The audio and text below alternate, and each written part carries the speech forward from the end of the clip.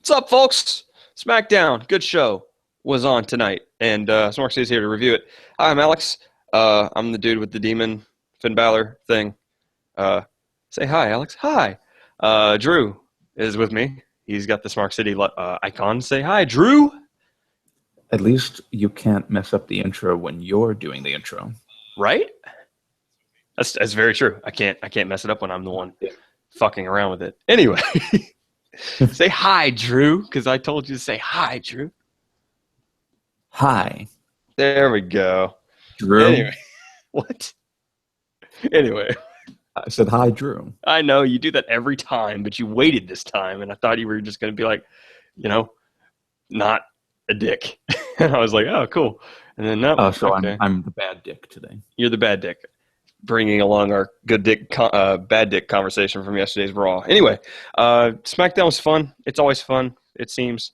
I didn't think this episode was as good as some of them have been. I guess that's because my expectations are getting higher for the show. But that last segment was just amazing. So anyway, let's talk about the show. We're going to try to kind of stick to the matches that matter in No Mercy, and we'll talk about those things, and we'll ignore the, Corbin swaggers of the card. And anyway, yes, because Mr. Alex Briggs has to be one of those wrestling fans that can't just appreciate something good when they see it. They have to complain. No. No. What I do is if there's something bad, I just ignore it, which is what I'm doing because fuck. Oh, you fuck weren't ignoring it in our DM. No, it wasn't in our DMs because I was wanting to talk about it. Because you were like, what? You don't like Swagger? And I was like, yeah, he's awful. And then you were like, I don't get that. It's like, well, anyway, just unrelated note. Someone tweeted in my timeline, they officially bored the cock off me. Hashtag VP debate. So yeah, stick with us, not the What the hell? debate. Oh, okay. Who was that, by the way? It's Jimmy Dore, comedian who he is on the Young Turks as well. If you know that political show. He tweeted you? No, he just tweeted in the timeline. Oh. No, he didn't tweet me. This dude's got how many? He's got 62,000 followers. So I'm not in his league. For those who may be listening. What's up, Jimmy Dore, if you're here? I'm sure you're a closet wrestling fan. Of course. Of course. Anyway. For those who are not in the United States, God bless you. You're in a better spot. You're in a better spot, it feels like. Even let's not talk about the politics because there's a vice presidential debate going on. Yeah. Nobody cared about that I saw on my timeline until after SmackDown was over. So you got two old white guys being old and white. Enough said. Even though we're both white. But yeah, that crabby old white person thing, that's totally a thing. That's not, that's not a, oh yeah, that's a thing. That's definitely pretty much every old white person. In the comments of this video, let us know where you're from, and let us know if there's any houses for sale around you. Yeah, if we can move in, we can pay rent starting next month. I think that's fair. Just get us out of here, please. Just get us out of here. Affairs in order for whoever ends up being the president, and make sure we drain our bank accounts and get all of the stuff away before it gets taken. What bank account? Good point. You mean that bank account I was supposed to have, but college took all the money because we don't have college that's a fucking affordable in this country? So the ending segment of SmackDown yes, was one of two stellar segments this evening. Just great. You had some really good lines, which unfortunately I don't remember because I forgot to write them down. I mean, I can tell you pretty much. They all just hated each other. That was the best part. It was just sheer hatred on all three of their parts. Cena, Styles, Ambrose. They all hate each other. And Styles gets cut off by Ambrose, who starts making up fake rhymes to go with face that runs the place, and was kind of a little bit comedy with Styles. And then Styles cuts off Cena when Cena comes out. says, "I know what you're going to say," and then Ambrose gets in before Cena can get a word in. Ambrose got a little edgy tonight. Started talking about how Cena is, the only reason he's where he's at is because he knows how to play the politics backstage and how to cut people down from from being successful, and everybody's got to be a friend of John Cena or they don't matter in WWE, and it's pretty. Dean really brought it in that one. Dean brought it. Dean showed some fire. That was really good. And then Cena just says, "You know what? Talk's cheap," and just starts beating the shit out of him. It's great. It's wonderful. Happy with all of that. That was a great segment. That's clearly the best feud that's going on in WWE right now. Second to the other greatest segment of the day. Which one are you thinking? Miz Ziggler. No. I mean, I think the main event clearly has an edge over Miz Ziggler, but Ziggler and Miz is good too. 1A. I said it was 2. Oh yeah. My bad. I thought you meant 2 the other way around. Point being, yes, Miz Ziggler is very good too. So you want to talk about that one? Sure. I thought that it was very interesting that they brought back the Spirit Squad stuff, and Miz even referred to him as Nikki. Oh man, it was cringeworthy. Not like this was, but I mean like Spirit Squad as a whole back in the day was cringeworthy. The entirety of their life would. Yeah, never watched it. Oh my god, it was just. Oh my god, it was. Oh, anyway, point being, them calling him Nikki and all that stuff was like, all right. Well, you know what though, you don't see a lot of that in WWE. A callback to like a previous gimmick. I thought that was an interesting touch, and then bringing, I don't know, were those actual real members of the old Spirit Squad? Yes. They do not look as good as they used to. Yeah.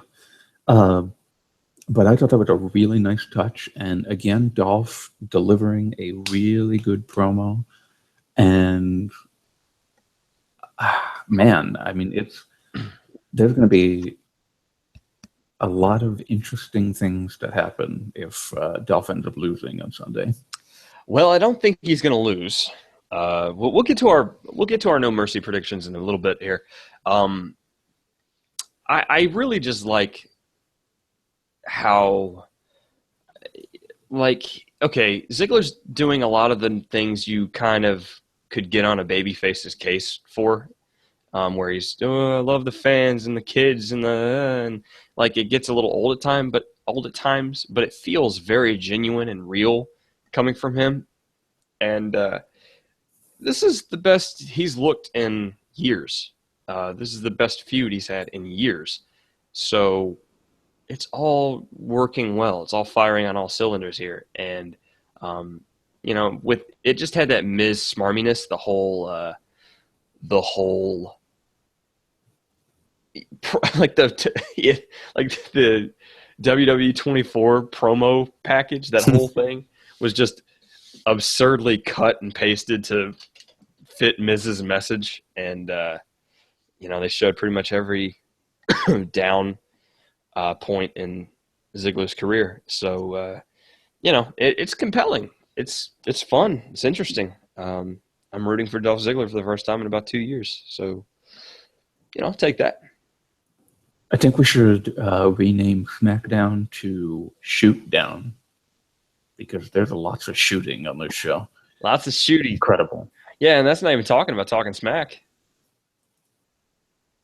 Oh, I mean, the whole just anything SmackDown is shoot down. Talking shoots, shoot down live. Shooting McShoot down. Yeah, it's a lot of real. That's the best thing really about SmackDown is they're getting real with it.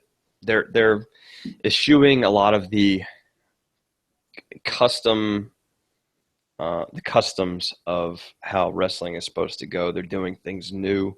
They're creating a new formula in a lot of ways, and it's working. I said this to Drew during the show as well. I feel like one of the biggest things that SmackDown has going for it, and I felt like the first hour of SmackDown tonight wasn't that great, because we got a couple of accessory feuds, if that would be a way to describe it. Where you have like the 5 or 6 feuds that are really carrying SmackDown right now. You have the all the title scenes. You have Orton, Wyatt. You have Carmella.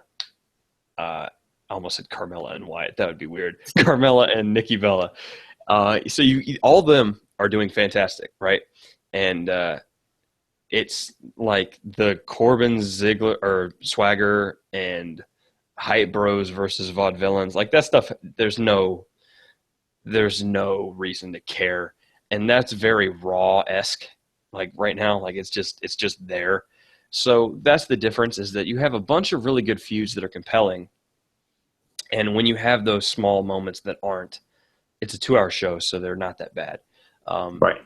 So when you have like 5 good feuds on SmackDown, for Raw to compete, they really need like 7 good feuds or 8 good feuds, because like I'm not going to watch if you're having a bunch of downtimes in a 3-hour show, you know? So that's the difference, because as I would describe it right now, Raw has 2 good feuds. One that's probably really good, which is the women's title scene right now. And then the KO Rollins stuff is intriguing, but not great at the moment. And then what else? Like, it's just a show of I don't care, and that's just killing it. And SmackDown, they're like I said, they're reinventing some things, and they're doing some new things, and it's helped all these feuds get over. And with the 2-hour show, it's just streamlined and easy to watch and fun. So all that's good. Yeah, I mean, that's why you don't see us on Mondays anymore, because except yesterday, yeah. Yeah, except for yesterday, we decided to make a surprise re-debut. I got work to do, man. I can't sit through a 3-hour show that's only mildly amusing at times. Me too. I mean, I have work. I have school. You have school. I mean, it's asking a lot of people to sit down and watch WWE back to back. Yeah, it's just hard. It's hard to do. And I mean, I don't think they're actually asking for that. I think that's part of their new formula of just swarming people with content, where we're having pay-per-views every 2 weeks.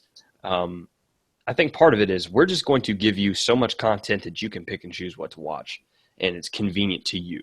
So I think it works. It's just, like I'm not going to watch both shows. Like I just don't have the. I won't watch. Let me put it this way: I won't watch all of both shows. It's just too much for 2 nights in a row. And when you throw in a pay-per-view on top of that, I'm less likely to watch even more. So, especially when they just recap everything that goes on throughout the shows in the pay-per-view anyway. Yeah, and they're not doing so many recaps on SmackDown. Have you noticed that? Yeah, they just show. Yeah, they don't. They just talk about it. They don't show like a video clip as much. Yeah, the only replays they do are just of what happened in the match that just occurred, and then that's it. They don't do like, oh, this is what happened an hour ago or whatever. Yeah, man, it's like we're trying to pick the parts of what's making this show so good, and it's really just good storytelling. It's all these wrestlers killing it. The pacing's good. Everything's. It's little small things that matter, but it's also the big things too. Like the stories are good, the wrestlers are really into it, and all of that. Anything else you want to kind of say on Ziggler and Miz before we move on? I'm looking forward to that match. That's gonna be great. Just that it's. It's incredible, and I'm seeing actually that Dolph continues to do some serious shooting on Talking Smack. What do you do? So, just that he's. I don't really know. I got to read through like a whole bunch of stuff. Okay. They're saying he's referring to his character. his character, like not in a like his wrestling WWE persona, yeah, type of a thing, and yeah, that he is putting a lot of emphasis on the reality era, and I guess like that type of Dolph complaining type of stuff. yeah. I mean, I don't know. Ziggler has a very unique way of shooting and doing those kind of things, and I don't know if it works for everybody, but it is unique and it is different. So, more power to him. He just needs good feuds with people like The Miz because, I firmly believe that any good feud starts with the heel being awesome. It starts with the heel. It's always antagonized by the heel, and the babyface doesn't have much to work off of unless the heel does something to give them something to work off of. So Miz is giving Ziggler the material he needs to really go out and make people feel something. And so that's good. Props to Miz, props to Ziggler. I'm looking forward to this match. I never thought I'd be looking forward to another Ziggler and Miz match. But I am. It's going to be fun. Also, apparently Daniel Bryan mentioned TNA. Oh, shit. I don't think Daniel ever worked for TNA. Just kind of a random thought in my head, but he worked for pretty much everyone else. You know what really bugged me too? Like this is I know they're not going to let Ambrose say this on television, but when he was talking about he can out-hustle John Cena, like, why didn't you just say, dude, I was in CZ fucking say it again, CZ fucking W. Like, do you not know what that is? I bled gallons of blood for this, so I have hustled way more than you have. But yeah, they don't want you to know anything about his CZW days because they're not PG. So it's so funny how SmackDown is booked and written. You know how it's kind of like the show for the internet people. I don't think it is. I think it's just the show for anyone who likes good stories. Well, I mean, that's like mainly internet. It appeals more to people on the internet than it does. And the Smark City citizens out there. That was terrible. Yeah.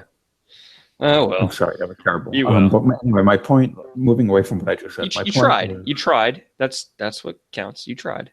Sometimes trying is not good enough. It's so great how this show is, something to look forward to every week. And being happy that there's a pay-per-view coming instead of being like, oh boy, here we go. Mortified. Let's see how bad they fuck this up. Right. It's I really thought that, with the closing segment tonight. Goldie, it really is. CCW is the bastard redhead stepchild of ECW. It's basically ECW on like crack cocaine. If that's a good analogy. Yeah. Anyway, when they had tonight with AJ mentioning Ric Flair, I was like, oh boy. Everyone remembers who watched TNA back when AJ was there. Yeah, that's the whole like. What was he supposed to be, like the new Nature Boy or something? I guess. I've never watched TNA in my life, so yeah, that's the thing. I guess is TNA just done? Like, I don't know what the new news. Nobody knows. They said that they said they got enough funding for a few TV tapings. What's going to happen from there? Who's funding it? Who in God's name would fund this show when they've been asking for more funds for so long and they're just in a constant state of disrepair? Well, Billy Corgan really wants to buy it. Yeah, Billy Corgan is cool. Apparently all the wrestlers like him. What's her face? The woman that runs it, Dixie, that's her name. I don't know her last name. Dixie. Someone pushed this woman off the fucking ship and steer it in a different direction. Like, is there like a plank she can walk off? Like, can TNA make a plank and get her out of there? I don't know what you have to, like, I'm confused. Because TNA has really good talent. It's just they're a fucking basket case leading it. So, I don't know. It's unfortunate. Yeah, and they did. Situation They did. Yeah, they did what WCW did back in the and I'm referring to TNA here. Back in like the 2000s, they did what WCW did. The mistake they made in the 1990s, which was let's bring in all this old WWE talent who just runs rampant and screws everything up. When you bring in Hogan and Flair and God knows who else. Hogan's a fucking idiot. Fuck Hulk Hogan, by the way. Like, he's awful. But yeah, just not getting a disagreement from me. I just feel bad because we do need a wrestling alternative to WWE in America, especially because WWE likes to say we have something for everything, but yeah, you do, but you don't really specialize in anything other than kids. So, there is a place for an adult brand of wrestling that I'm sure could become really, really fun and popular. And TNA could have been that, but they're run by a basket case. So it's just a shame, really. But Carter is the last name, by the way. Carter? Oh. Dixie Carter. Dixie. Anyway, I feel bad for the talent that works there because they deserve a place that, isn't a fucking asylum. Anyway, let's talk about the other 3 feuds that I feel like are kind of the top feuds of SmackDown at the moment that we're on tonight. We'll get to the Wyatt Orton thing last because that was really, really, really interesting. Let's talk about the women because they were awesome to start the show. We have 2 feuds here going on, turned into a tag team match that ended really cool because Nikki Bella just couldn't get her hands off Carmella, chased her to the back, and it left Alexa Bliss to steal a win from Becky Lynch. Did I say Alexa Bliss? Yeah. Anyway, I thought I said Alexa Lynch, and I was like, what? Anyway, point is, Bliss defeats Lynch. Loved the pin where she threw her forearm into Becky's face. This Becky Alexa feud could become something really special. I'm really enjoying it. They need to deliver in this match at No Mercy because if they do, you might have a feud that's going to carry SmackDown for a while. It could be a career-making feud for both of them because they're both doing really well, but they haven't had that moment to really take it up a notch. And I think the match on Sunday could be that. So that would be awesome. What'd you think of the women tonight? Hashtag beat up Nikki Bella. Why do you want? A real thing. How great would it be if AJ Styles did the phenomenal forearm on Nikki Bella? Screw you, John! I hit your girlfriend. Well, I'd love it. I would. Maybe Carmella and AJ could become friendly. Not in that way. Not in the WWE. No, but watch each other's backs for sure. And then Carmella could be doing the phenomenal forearm. Oh, that'd be so cool if he passed that on to her. She needs something like that. She needs something kind of iconic to really elevate her because Carmella's been doing a lot of good work, but I don't feel like she's at the point where she could work all year round and you would be intrigued the entire year. You know what I mean? Yeah. What is her finisher anyway? I don't even really. I don't know. Oh yeah, it's the submission. The submission where she gets her legs and pulls on her ankle and I'm sure it's the fabulous fuck face or something. They like alliteration for their finisher moves. Anyway, you get the point. Yeah. But great name for a finisher, by the way. Fabulous fuck face. Anyway. Such a dumb name. I'm so stupid. Why am I doing this show? Oh man. Anyway, why you're doing this show? What? I'd be here by myself. Oh yeah, that'd be a shame. and weird. We need to get Chris on here. Let him be the dumb one for a little bit, so it's not just me all the time saying stupid shit. Thank you, DX Goldie. Carmella's finisher is the Code of Silence. That's the name of it. I don't know. I like the face fucker, whatever I called it. Yeah, I kind of like that one better. More relatable. More relatable. So, Oh no. yeah, I think that. Let's see. Daniel Bryan was saying on Smack for the past 2 weeks that he wanted Carmella and Nikki Bella to be no DQ. Yeah. They didn't allude to that being the case during the show tonight, but hopefully, and a part of me thinks they don't want the SmackDown women getting a gimmick match before the Raw women. I think that most likely it's going to be Sasha and Charlotte at Hell in a Cell. I'm thinking that's what's going to happen. Well, I think you could. I think what they may be doing is they're just delaying the no DQ match. They don't want the first one to be a no DQ match. I want it. They want it to escalate a little bit, and then now we no DQ it. They've been fighting since SummerSlam. I know, but it's just it's not been that long. It doesn't feel like it's been long at all. I don't know, man. I feel like you might have something to that, but it's you'd have to be guessing. I don't know that for sure. I feel like the solution here is just push it back, because if Raw's your flagship show, I mean, they're gonna have a cage match or whatever for the women, Hell in a Cell match, something like that.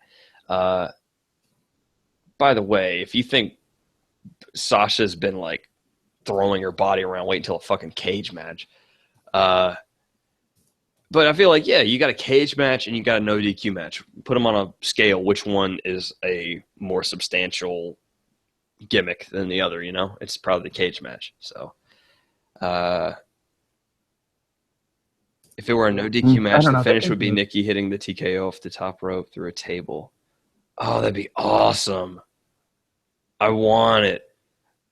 I want it. That'd be fun. Well, you like saying things that you want but probably won't get.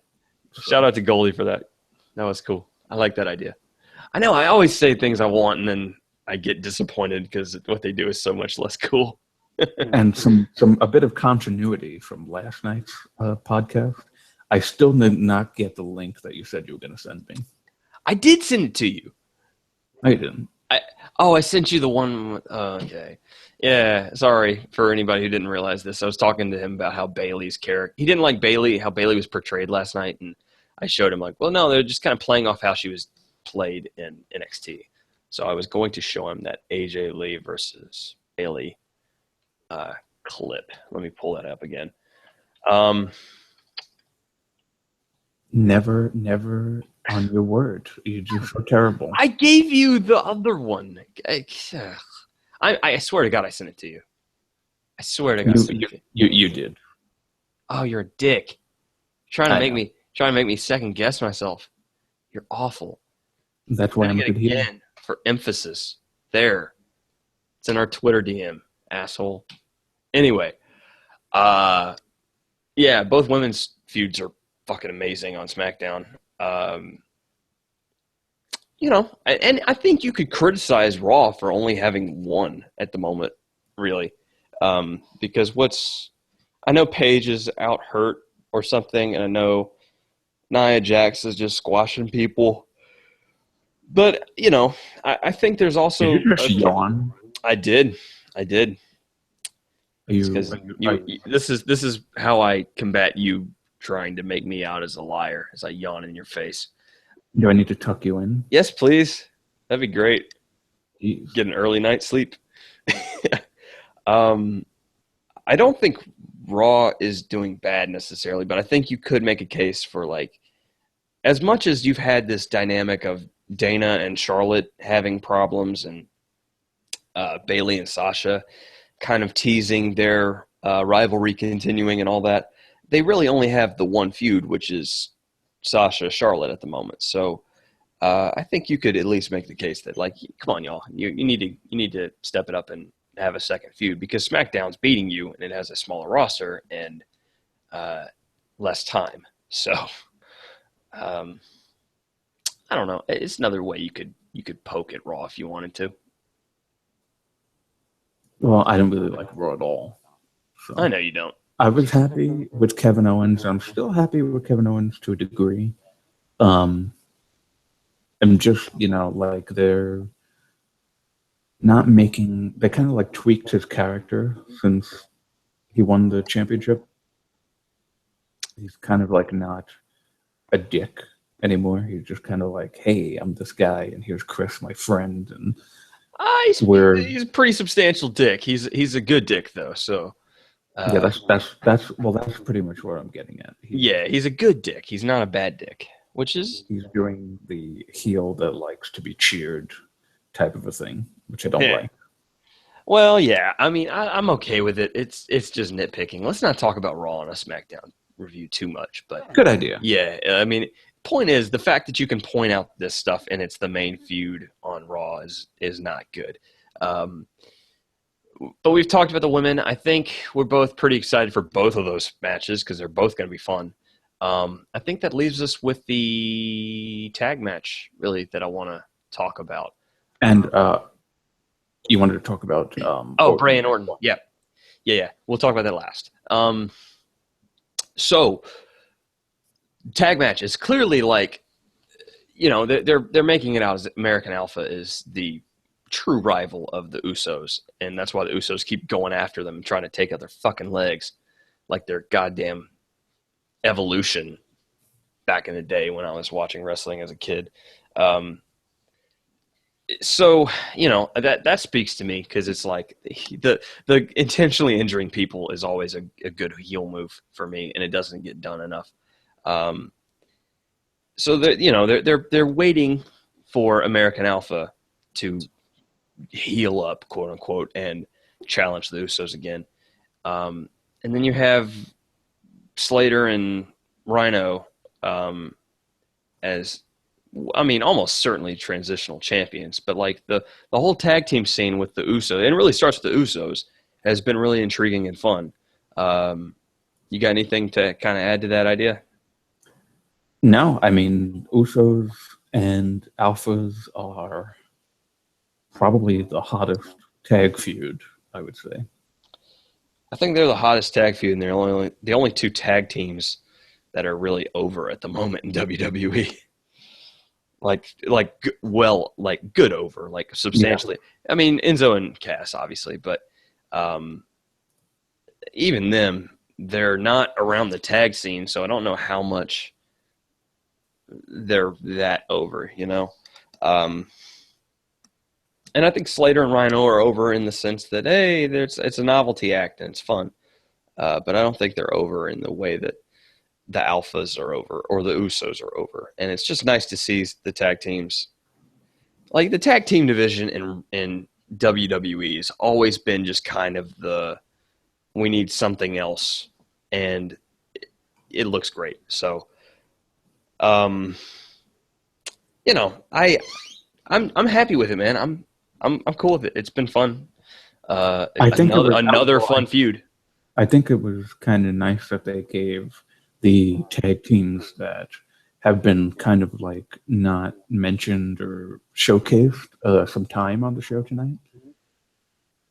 You had the Hype Brothers and you had Vaudevillains and it does show. Well, that was the thing, is it also shows you, like, even as fun as SmackDown has been, there are its flaws because the depth is not that good.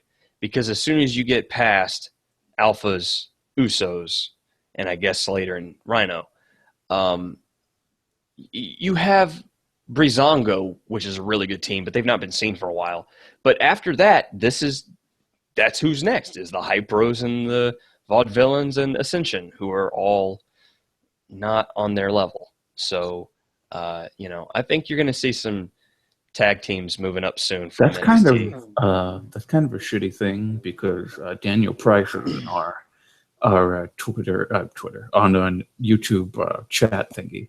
He mentioned Vince turning the vaudevillains into jobbers on Raw, and I mean that's kind of the case with most of the tag teams on SmackDown. Is they were on Raw and they were pretty much just fed to New Day. Yeah, they were. I think the problem is that they have this moment. Like this is a criticism of WWE. I think they always have this vision for where a talent or a tag team is going to be on the show, and they book them to the show instead of just giving them the best chance possible and letting the crowd dictate where they go. I think that's what happened with the Vaudevillains. They thought, okay, they have kind of a campy gimmick. It's going to be a little weird. They'll be kind of an enhancement. We'll put them in the mid card whenever we need to put them in the mid card, but essentially they're a Golden Truth level talent. Well, that's fucked up. Why don't you actually just go out there, make them look like badasses, and let the crowd decide? I don't know. I'm not. That's me. Like I don't agree with any of that. I think they fucked up Breezango too, because like this team is fucking amazing. I think Breezango should be like on the fucking level of Usos and Alphas. I think they're that good. So I don't know. I don't know. I think I think Breezango had a tag match with the Usos on a pre-show that was just fucking blew my mind. It was really good. Unfortunately, it was a pre-show. Yeah, and that's the problem. Is like, I don't know, man. They don't get it. And they were making fun of Fandango on Raw yesterday, or those two goddamn Hollywood bullshitters who were on the show because, oh, look at us. We're fucking mainstream. WWE. Fuck you, WWE. Anyway. But yeah, they were making fun of him in front of Jericho, and like, Fandango's a talented dude, man. Like, you putting down your own wrestlers is just kind of fucked. So, I don't know. I don't know. DX Goldie just said something I think is a very, very good point. That I don't know if I want the crowd to decide on everything, especially since he crapped on the Cruiserweight match. Well, here's the thing on that is I do agree. I think that is a very good point. But I think it's also on WWE for not giving us any reason to care about the Cruiserweight match. They didn't set up the stakes. They didn't set up any presentation of these cruiserweights. It was just, hey, here's a match. They're good. You'll love it, Michael. And then, like, I mean, come on, man. Like, there's two wrestlers. These people, like, casual fans have never heard of T.J. Perkins. They've never heard of Brian Kendrick because they don't have an attention span of 10 years. So, like, you fucked them up from the beginning. Like, they corrected a lot of it yesterday with how they booked it. They were a lot better about it. But yeah, man, like that's on WWE, I really feel. And I think there are places like in Cincinnati where you totally want to dictate the message a little more than wherever. But if you're in like New York or you're in LA with a passionate crowd that knows your product, yeah, let them dictate what happens. Yeah. And there is a problem, Mr. Price, about the Vince booking talent as just like a replication of an older talent, the Disco Inferno for Fandango. Yeah, I agree. I totally agree with that. By the way, I didn't want to do this live on the air, but I do hear myself again through your. Okay, I'll take care of that. Anyway, the last thing we have, or the last feud we really wanted to talk about was the Bray Wyatt Randy Orton feud, which has been for 2 weeks just this lurking in the background, like 5 segments of the show. It was just like weird. Tonight showed you the difference. I think. Can I make this point real quick? Real quick. I think what they did on these two shows, and I think this is some subliminal shit because I think some of the writers on SmackDown are really good. You had them in a paradigm, like I think that's the word, where they were in each other's shoes, one show and then the next. So where one's the predator, one's the prey. They flip the switch on the next show. And you saw how Orton kind of dealt with it. Orton was this kind of, lurking around and stuff, and he was more relatable. And then Wyatt goes into this psychedelic fit where he's seeing people backstage. He's trapped in that chair singing to himself, and then he sees Sister Abigail and then disappears in a puff of smoke. Like, it shows you the difference. Like, Orton is, crafty, but he's human. Bray Wyatt's this supernatural, what the fuck is going on thing. I think with the outcome of tonight, the only answer on Sunday is Bray Wyatt wins clean. Boy, do I hope so. And I hope we say this every pay-per-view, but cross our eyes, cross our fingers, rather. Cross everything. Yeah. He did have an intriguing moment. That was whew. I'm hoping that Kane doesn't get involved. You know what was crazy to me was that, I don't think Kane will get involved. I think they kind of wrapped that up for now. But we've always thought of Sister Abigail as like this almost adult mentoring figure, or at least I have for Bray Wyatt. And he's in that chair and he's reaching out saying Sister Abigail, and he's reaching on the level of a child, which was weird to me. Just intriguing moment. Yeah, Goldie's got it right. That's a head scratcher, and it's a good kind of head scratcher. It's not the like, what the fuck are they thinking? This is like, ooh, I like this. This is weird and kind of dark, and I like it. I like this feud, man. I fucking like this feud. You all the way back on a draft podcast. You had a story that you said that Bray would end up being the voices inside Randy Orton's head. Like, yeah, and I think that's just, and when I said this on our draft podcast, I was just spitting, right? I was just spitting ideas of like, how can these wrestlers be connected?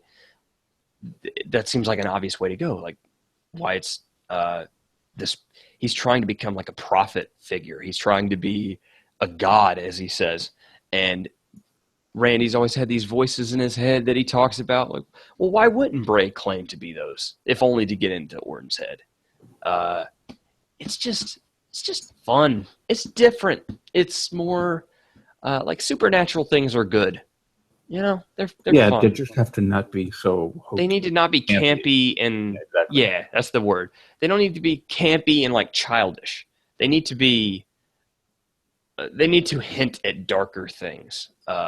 I think that's what's going to intrigue an adult crowd, because I think kids are intrigued by supernatural straight from the get-go.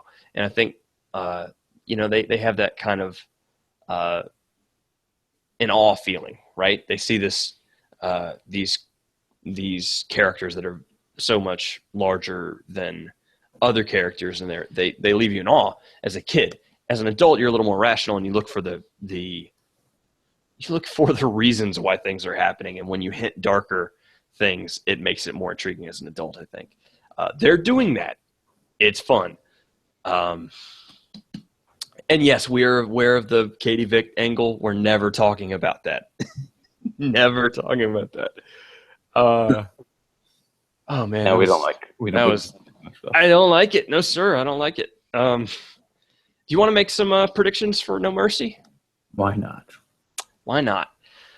So let's stick with like the 6 feuds that are really fun at the moment. Okay, so Carmella versus Nikki. Who you got? My heart says Carmella, but my brain says Nikki. I think.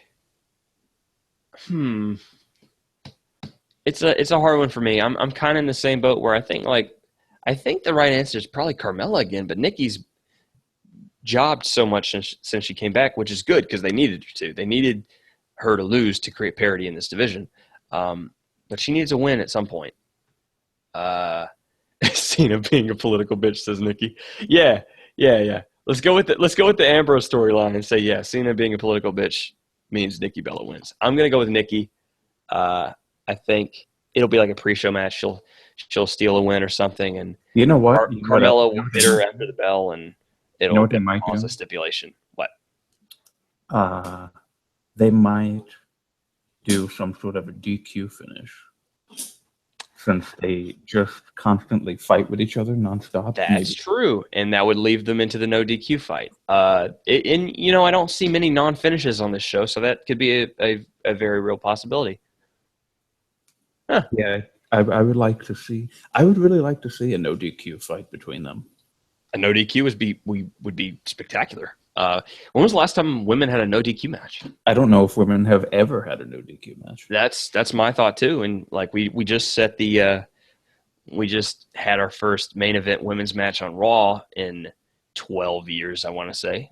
This would be good in continuing that flavor of we're giving these women a chance to be a part of the show. Yeah, I mean, also, what is the noise you're making? What the fuck is that noise? What noise? It was like a snapping sound. It's like, God damn. I don't know. Like you got paper clips or mouse traps or something. Not paper clips, you know what I mean? You know what? I have a ring on, and I might have hit my microphone by accident. Maybe. Okay. That could have been what it was. Okay. Just right now, right? Yeah. That I was adjusting. Okay. All right, we good. So yeah, I think I'll stick with Nikki, but I think a non-finish could very well happen. That's true. Okay, so let's go into tag match. I think that'll probably open up the show. Oh, that's going to be Alphas. I'm not. No. Usos. Usos. I think we're both in unison. Usos. I think this Slater thing was just a feel good for a moment because Rhino's a part timer. He's not supposed to be there every week. So yeah, and I think they need him in the mid card for like fighting with Corbin and stuff. And yeah, I think that's probably where they're going with that. I love the Usos right now. They're so much fun. I love them. Never thought I'd say that. And Goldie agrees with us with the Uso pick. Well, yay, we're making good picks. Let us pick next. What's the other 4 that I'm forgetting? Or no, I don't want to do that one yet. Let's do Ziggler Miz. Let's do Ziggler Miz. Okay. Ziggler Miz. This is probably the one that is the hardest to cook. Well, here's the thing. Well, a little bit of backstory for people who don't know.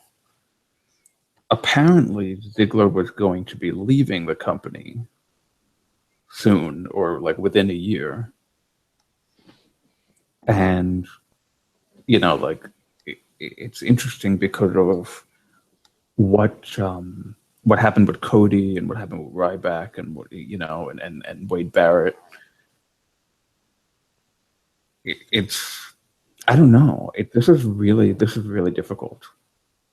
Like I could say Miz, and usually it would be Miz, and you would pick Miz because that's it's Miz. He wins on the pay-per-views.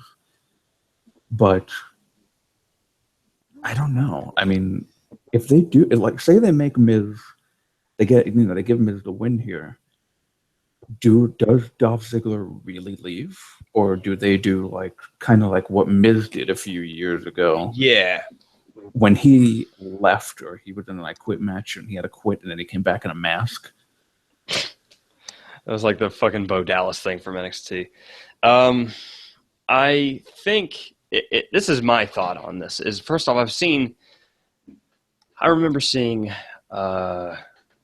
somewhere a rumor basically saying like Ziggler may actually lose this match, and if he does, he's probably going to take a little bit of time off and then come back with some kind of gimmick change. So with that said, I think Ziggler still wins here. And I think he should win here because he needs a win because he has been fighting this loser stigma for 2 years now, and probably even longer. I think they need a decisive win here, and I don't know. I think you need to give him his moment in the sun, have it be ruined, and have him go heel or something and change to something different. But I think this needs to be. You know what though? I don't. This know needs to be a if it Ziggler makes win, in sense. my opinion. I don't know if it makes sense for him to go heel after. No, and I'm not saying like immediately. I'm saying like this feels like the peak of Ziggler as a babyface. I don't think it's going to continue. I don't feel like it's going to continue on. You know what I mean? I mean, it's already been going on for what, 2 pay-per-views now? Well, yeah, and I feel like this is it. I feel like he's been so irrelevant as a babyface for a while now, and they finally got it going. But I don't feel like this. I don't feel like you can transition this to any other feud and Ziggler would stay as popular. I don't feel like if he fought against AJ Styles, he'd be that popular. People would cheer AJ Styles. I think he would be. I think if he faced Wyatt would get the cheers. You know what I mean? I don't know. But I feel like this feud needs to start wrapping up because it's been so good. The last thing I'd want is it to drag out too long. True. Yeah, I mean. But so back to my point is I think Ziggler needs the win. So you think you predict that Ziggler will win? I pick Ziggler to win. All right. Yeah, you know what? I'm gonna go with that. They really are, Daniel. Oh man, that's a good. Get the Miz is supposed to be a heel, but he and his I'm not gonna say that part. He and his wife are generally as noxious as fuck. Yeah, they're very good at that. And Miz is just the type of person I don't think I would. I don't think I'd hate him in real life, but he wouldn't be like a close friend. You know? Yeah. His personality just seems different than mine. You're talking about Ziggler or Miz? No, probably both, but Miz in particular here. Probably both, yeah. I think Ziggler would be fun to hang out with. I think Miz would be fun to hang out with. I think Ziggler's more chill in person than he is on the show. Ziggler is apparently a Trump supporter. Who? Ziggler. Oh, never mind. Oh, God. I just always turn back to politics. Oh, God. I think it's because we're all like in fear of the future. Well, yeah. The ex-Goldie lives in North Carolina. I told her that's even closer to DC than where I am. So. Oh, man. Oh, Jesus. Anyway. Well, you live pretty close to North Carolina. What? You live pretty close. No, I don't. It's like 12 hours away. North Carolina. Yeah, but I live on like the west side of Tennessee, not the east. But you're like almost right next to each other in the state department. But I live about 8 hours from the edge of East Tennessee. Tennessee. Here's a little thing for anyone who doesn't know geography of America. Tennessee is a wide ass state. Like to drive from north to south in Tennessee is like an hour and a half. To drive from west to east, like 8 hours. So, yeah. No, and that's on a fucking interstate the entire way. I'm not looking at a map of the United States right now. It's a while. I've been to Knoxville. It's a shitty place. Bunch of Tennessee hick fans. Yeah, fuck you, Tennessee. Hate you. Volunteers. Hey, Kane is apparently from Tennessee. Tennessee is all sorts of tangled up mess, and it's longer than sin. So I guess Tennessee is hell. No, it's just the east side of Tennessee. Anything past Nashville to the east is just don't bother. The scenery's amazing. The people are shit. So, yeah. Yeah, but you can get that scenery anywhere. Yeah. Just stay in your car. Don't get out. Just go up in the mountains. There won't be anybody up in the mountains. Just chill up there. Man, I feel bad for anybody. Kane is an insurance agent in Tennessee. Oh, man. Oh, goodness.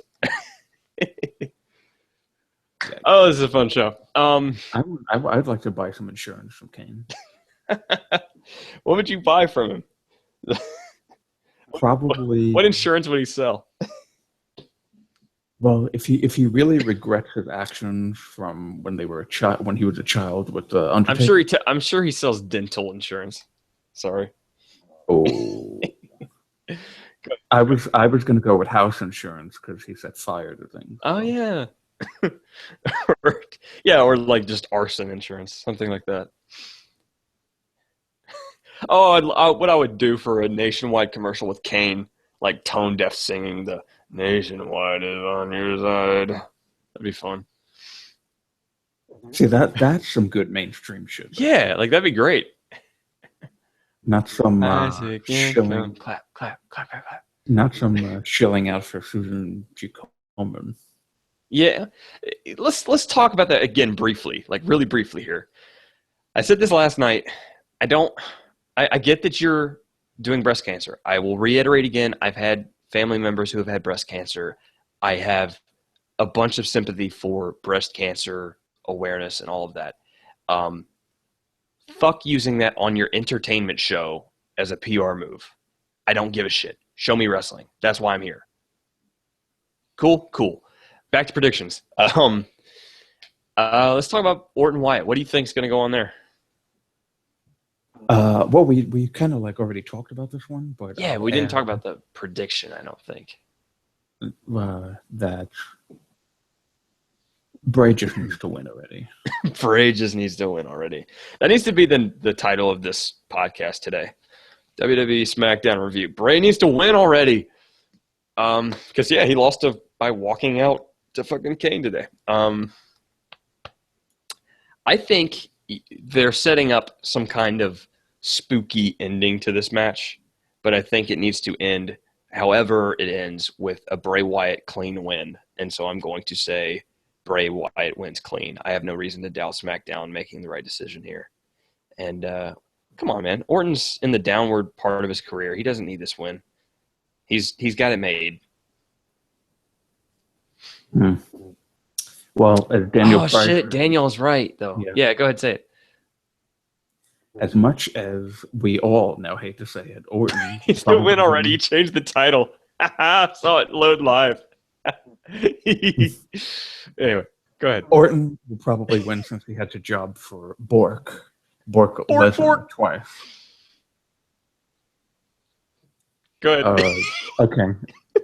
Give me him up a character to.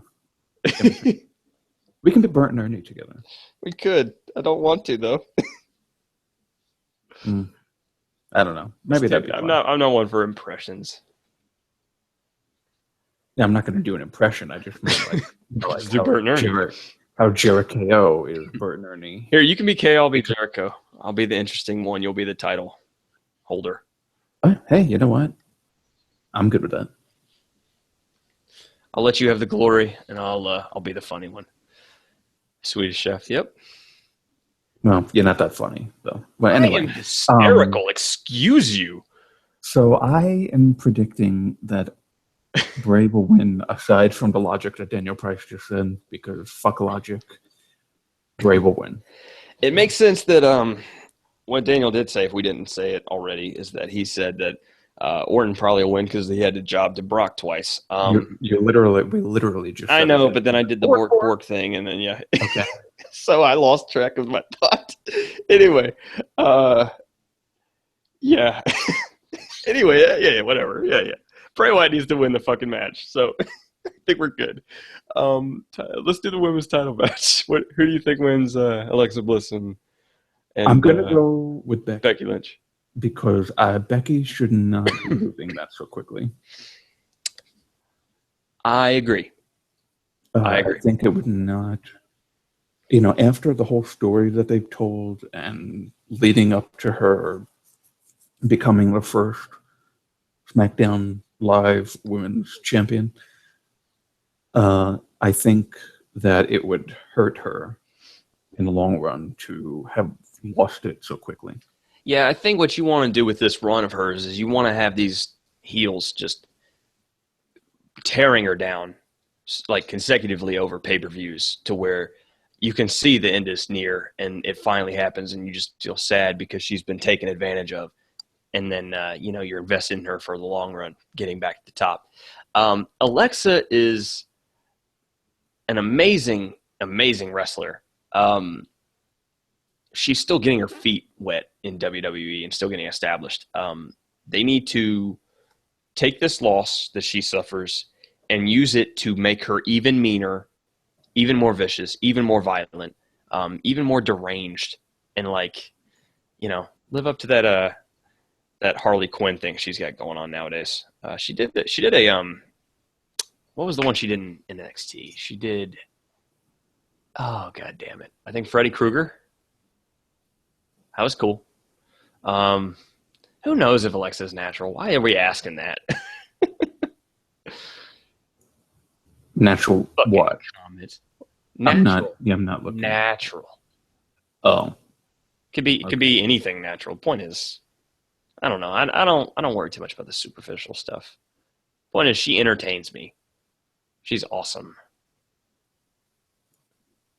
Anyway. I agree. Yeah, I think she's a really good promo. I like her promos. Yeah, she's fun. She's cool. She was.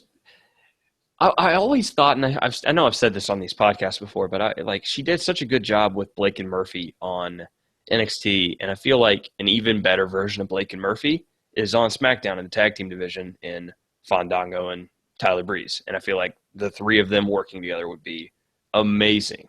So hopefully that happens. There's a very good story to tell too of her helping them reach the tag team titles and then winning the women's title herself.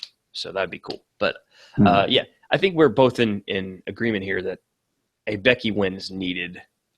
They just need to go about telling the story the right way.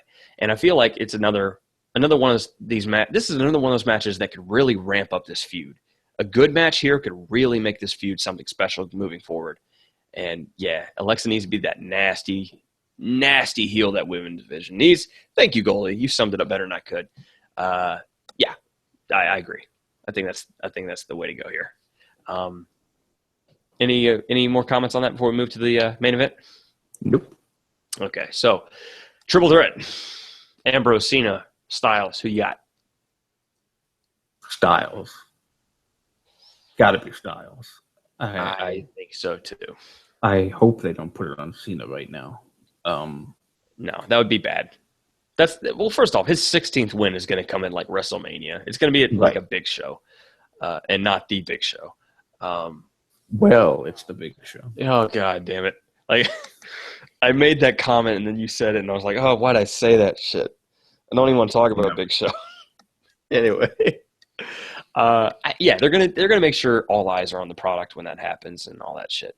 They're gonna make sure they have a chance to market the hell out of it and all that. Ambrose is starting to show a little fire, but I don't think he's shown enough fire to win the title back or to deserve to win the title back. I think he needs a full-blown heel turn before he wins the title back. I have a good idea for Dean. Tell me.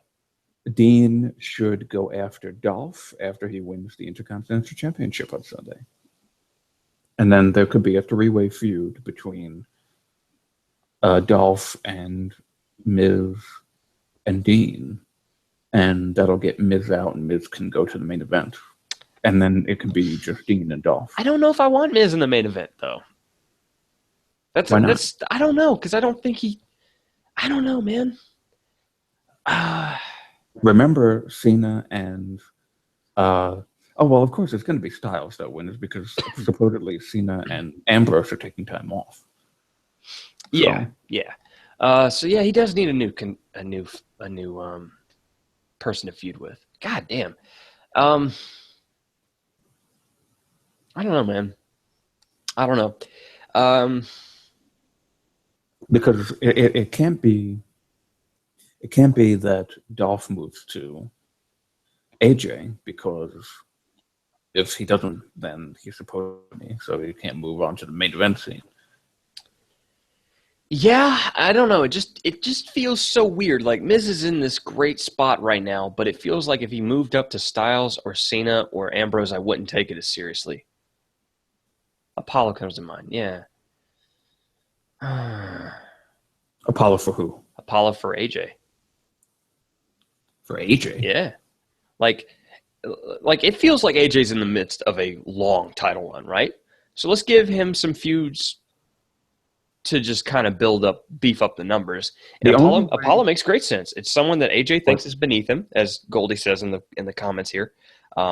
Apollo gets his one shot on a random episode or something, and AJ beats the shit out of him. It starts Apollo's story moving forward, where he's actually a babyface that matters.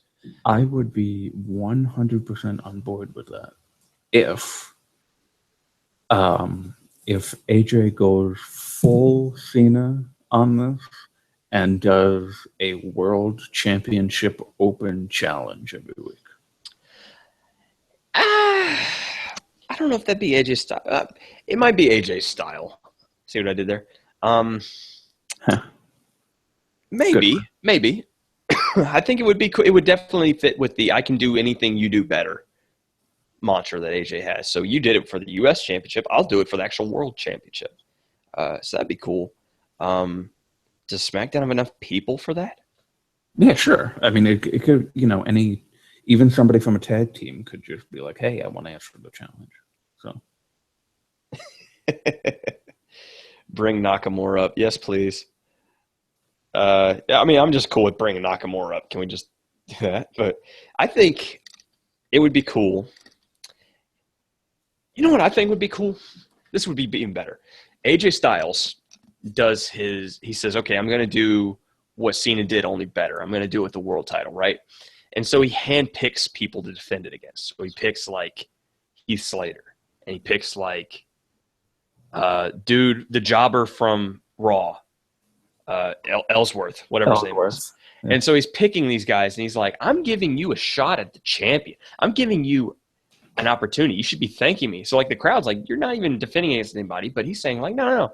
I'm giving these wannabes, these nobodies, a chance at glory. It's basically a Rocky story that Vince loves to repeat so much. And then you give him eventually where he's like grabbing people from NXT even.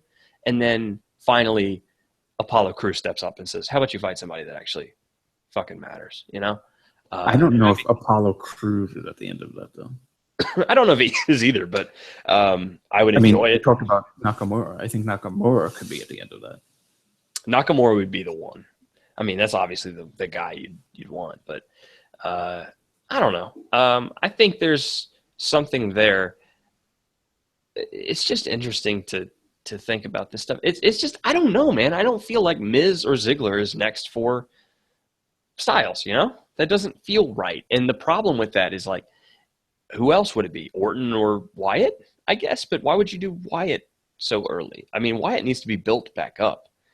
So even though Wyatt is like one of the top names on SmackDown, I don't think he should be getting a title shot right now. We need to have a winner from No Mercy be the next contender for the World Championship. Yeah. So if Bray wins, I could see him going for it. I could too, but I don't want it because he'll just lose to Styles. That's true. Yeah. That's why I don't want it.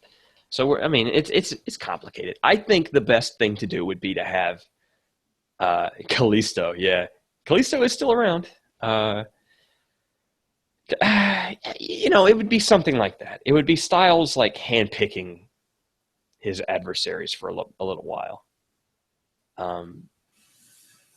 I don't know, man. That's the thing is SmackDown's in this run where it's been really good, but it still is a challenge. You have a very thin roster. So it is still a challenge to make it work. And I think we're running into that thinking ahead. I don't know. It's going to be interesting, but I think the clear answer is AJ Styles needs to win on Sunday. At No Mercy. At No Mercy. Whatever that song is. That's a pretty good promo. I like the video package with that song. It's cool. Yeah. What I'm starting to not like now is the WWE 2K17 promo package. That is just the weirdest song. I know. I love the song. I love the song. I just hate the fact that I hear it 27 times every time I watch WWE programming. Like, why is that song? It just doesn't make sense. I don't know. Well, it is a good song. It's ironic. In what way? In the fact that you don't expect that to be the song for a goddamn wrestling. Anyway, it's ironic that like you're talking about the city because Suplex City, but the context doesn't match at all. It's like we're all in on the joke. Yeah, it's really funny. So it's just whatever. Moving on from that, is there anything else we need to predict, or is that it? I don't know, man. Another solid show. I'd give this one a B plus. Yeah, I would. Yeah, juxtaposition. That's the word. You're having a great happy song to describe this fucked up, catastrophic, apocalyptic Suplex City. Man, yeah, it's just that's the word. That was the word I was searching for. Juxtaposition. Thank you, Daniel Price, for helping Alex out with his vocabulary. I think he's Mauro Ranallo in disguise. Ooh, wouldn't that be fun? Because he does the vocabulary. He always brings in some crazy word in his commentary. Oh, that's true. Yeah. Although I don't know if Mauro would say that other word that you didn't say before that Daniel Price said. Yeah, well, that's the fun thing is if that is Mauro Ranallo in disguise. Oh shit, that's some inflammatory language. That'll get people in trouble. Yeah, I've got no problem with saying the word. I just don't want to say it on, no, in public.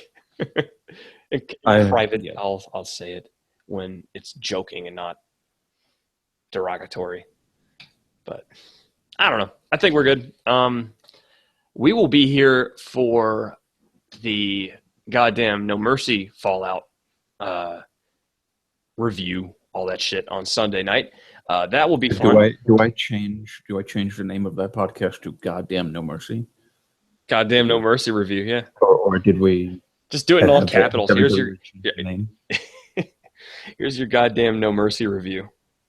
That's your title for Sunday. I think we'll have do it in all capitals. Yay, Bray won. Holy shit, Bray won. Thank God. I'm not gonna put a curse in the title. Holy short, Bray won. Better. There you go. By God Almighty. By God, Michael, Bray won. We're so dumb. We need to get out of here. Anyway, thanks for hanging out with us. Yeah, we can totally censor letters. Exactly. Thanks for hanging out with us, guys. We will be back, obviously, on Sunday. If you'd like to talk to us in the meantime, we are on Twitter at @TheSmarkCity. We have our website, thesmarkcity.com.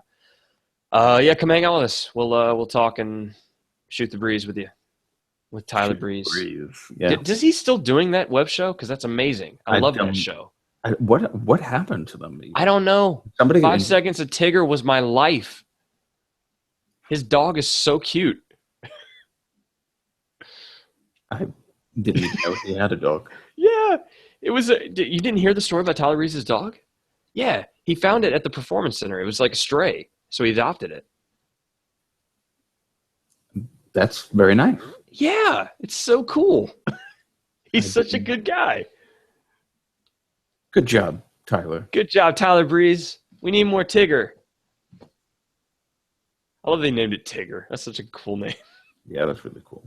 So cute. Anyway, guys. That's my word. Yeah, it's your word. That is your word. By the way, anyone didn't know, Drew always describes everything as cute. So, moving forward, just know that. I've got nothing else to say. Just going forward, everyone needs to know that Alex has an unhealthy obsession with Finn Balor.